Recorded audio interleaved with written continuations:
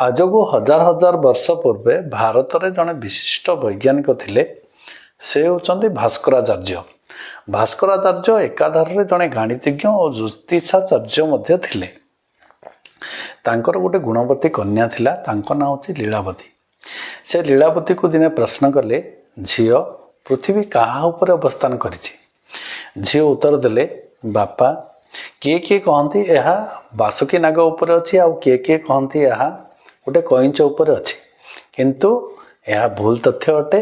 जदि यह आम सत बोली भावी नेबा तापर पुणी प्रश्न आसब जे से बासुकी नाग कहा उपर अच्छी, से कईंच कहा उपर अच्छी। यही प्रश्न होची असीम।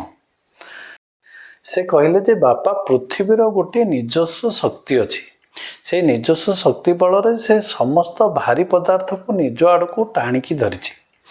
यह धारणात्मक शक्ति बोली कहुए।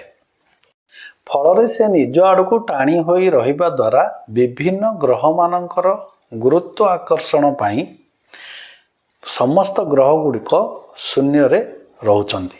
यह धारात्मक शक्ति कहुए। विशिष्ट वैज्ञानिक न्यूटन पृथ्वीर माध्याकर्षण बल जो आविष्कार करथिले तार हजार हजार वर्ष पूर्वर भास्कराचार्य से तथ्य पृथ्वी को दे सारी। पृथ्वी गोल बोली भास्कराचार्य ही प्रथम प्रमाण करथिले। से सूर्य सिद्धांत, सिद्धांत दर्पण और कर्ण कुतूहल नाम तीनोटी विशिष्ट ग्रंथ रचना कर से और तांकर गुणवती कन्या लीलावती पाटीगणित, बीजगणित और गणित रे प्रयोग करने विभिन्न प्रकार सूत्र जहाँ लीलावती सूत्र बोली कहुए ताहा आज पर्यंत व्यवहार हो आसुअछि। से महान ऋषि और तांकर कन्या गणित रे तांकर अवदान पाई सबुबले अमर होई रहिचंती आ अमर होई रहिथिबे। जय भवानी।